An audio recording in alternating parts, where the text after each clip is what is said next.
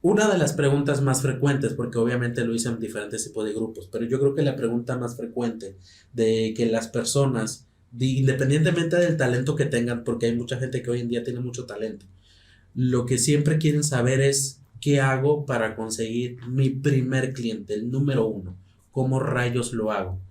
En Sí. tu caso, ¿qué consejos darías y cómo fue que tú conseguiste tu primer cliente?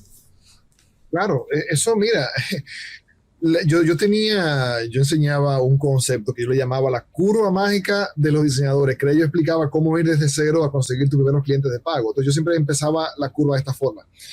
Tú estás al principio en cero, no tienes a nadie que te haya contratado, no tienes ningún proyecto, ningún cliente, pero está de ti hacer trabajo de ejemplo, que nadie te tiene que pagar por eso.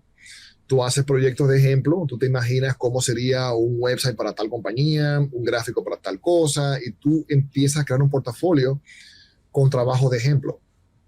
Y yo, eso fue lo que hice. Yo cuando comencé, yo me inventé supuestamente el sitio web del Congreso Nacional de mi país. Y me quedó muy chulo. O sea, yo hice el website, el menú, una bandera muy chula. Y yo entonces eso lo mandé a varias agencias con 16 años de edad, sin ningún tipo de experiencia. Y ese website de ejemplo me sirvió para conseguir mi primer trabajo con 16 añitos. Entonces, yo le motivo a los que están así de cero, que no han tenido su primer cliente, hagan trabajo de ejemplo, hagan conceptos, hagan ideas, púlanse de forma tal que tengan un portafolio aún sin tener ningún cliente real. Eso es lo primerito. Lo segundo es, tienen que empezar a hacer trabajo de voluntario. Hay gente que no le gusta, pero eso es gratis. Sí, hay que hacerlo. Hay gente que dice, no, pero que en las películas de Batman el Joker dice, si eres bueno en algo, nunca lo hagas gratis, pero la gente salta a la parte inicial de la frase. Si eres bueno en algo, Claro. y la mayoría que está empezando no son buenos. Entonces, al principio va a tener que hacerlo gratis, porque no eres bueno en eso. Y eso va a incluir hacer lo siguiente, va a tener que donar tu talento a, si eres miembro de una iglesia, por ejemplo, a tu iglesia. Yo me acuerdo que yo hacía, en mi iglesia hacían campamentos para jóvenes y yo me daba de voluntario para hacer los afiches, los flyers de campamento y a la gente le encantaba. Yo decía, pero mira, mi trabajo gusta y me daba confianza. Si tú eres miembro de un grupo deportivo, lo mismo, un grupo político, lo mismo, eres miembro de un grupo de lo que sea, como una ONG, como aporte a ese grupo, pon tu talento a su disposición. Entonces, ¿qué va a pasar? Que dentro de ese grupo en esa iglesia, en ese equipo de pelota, en ese equipo de básquetbol, en ese partido político, hay gente que tiene negocios y van a ver que tú hiciste la ficha del evento tal, que tú hiciste el website de la organización, el website de la iglesia, el website del partido, y van a decir, ah, pero mira, fulanito trabaja bien en esto, mira, yo tengo un negocio tal cosa, que tú me cobrarías por hacerme algo como eso. Y ahí vas a empezar a tener tus primeros clientes de pago. Así fue como yo lo hice exactamente. Y así como lo han hecho miles de personas que lo han aprendido de mí también. Esa es la ruta que tienen que seguir. Y así como se consiguen los primeros clientes. Me voy a poner un poquito obstinado, te voy a decir por qué. A veces cuando escuchamos un consejo, uno se recarga de energía y dices, sí, eso es lo que yo tengo que hacer. Tienes razón, lo voy a hacer. Pero luego como que pasa ese consejo, se va y como que otra Sí. vez la apatía, dices, no, yo creo que no.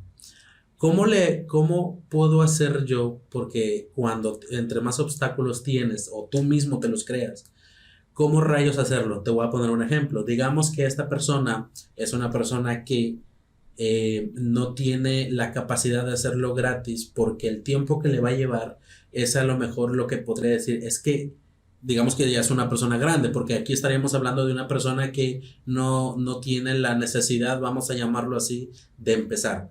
Pero Sí. imagínate una persona que ya tiene una familia y que quiere, digamos, salirse de su trabajo, tiene una familia que mantener, tiene problemas económicos, etcétera. ¿Cómo rayos le hace para decir, oye, es que quiero hacer el trabajo gratis, pero es que si ese tiempo invertido o se lo dedico a esto gratis o se lo dedico a trabajar para conseguir comida para mi familia? Sí, ahí es obviamente un poco más arriba y también me identifico con eso porque cuando yo dejé mi trabajo, yo estaba ya recién casado y no podía irme al vacío, ¿verdad? Tenía que tener algo seguro. Entonces, ¿qué fue lo que yo hice? O que yo recomiendo a gente en esos casos. Tú tienes que hacerlo en tu tiempo muerto, noches, tardes y fines de semana. Vas a tener que sacrificar un poquito de tiempo libre y no puedes ni pensar en dejar el trabajo hasta que tu emprendimiento creativo o de freelancer te esté dejando por lo menos 3 veces o más de 2 veces lo que te ganas en el empleo. Si tu idea no es dejar el empleo, sino simplemente conseguir ingreso adicional, pues mejor, no hay ni que pensar en dejarlo, pero ya tienes ahora una entrada adicional. El tema es el siguiente. Si no lo vas a hacer gratis porque no puedes simplemente hacerlo, entonces tendrías que aprender muy bien de ventas y muy bien de marketing para entonces atraer y poder cerrar o conseguir o convencer clientes que trabajen contigo. Yo aún así lo haría al principio, algunas cositas gratis. Y cuando digo gratis, no es que va a durar la vida entera trabajando gratis. Es literalmente los primeros par de proyectos, simplemente. Para tener referencias, tener testimonio, tener algún tipo de evidencia que tú sabes lo que estás haciendo. Pero yo aún así lo haría de forma gratuita. De hecho, cuando yo comencé a trabajar con clientes en Estados Unidos, yo hice eso también. Después de tener mucha experiencia y hay muchos clientes, yo hice algunas cosas gratis para demostrarme mi capacidad en este mercado que es diferente. Y por ahí lo usé como puerta de entrada. O sea que no lo descartaría tampoco, aunque la persona tenga compromisos familiares, porque es que no, eso no cambia mucho el resultado final. Cambia para ti las cosas, pero el cliente afuera no lo sabe. Claro. Y ni le importa mucho tampoco.